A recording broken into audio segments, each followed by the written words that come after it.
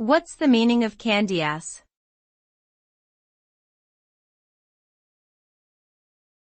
Candy ass.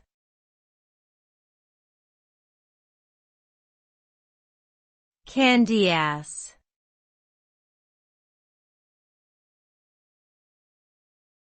Candy ass.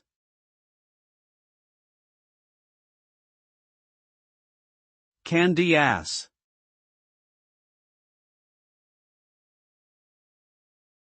Candy ass is an insult used to describe someone who is weak, cowardly, or lacking in toughness. It implies that the person is soft, like candy, and not able to handle difficult situations or challenges.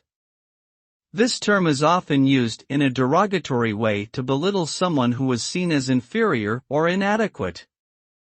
It can also be used humorously among friends as a playful tease. However, it's important to be mindful of the impact our words can have on others and avoid using hurtful language.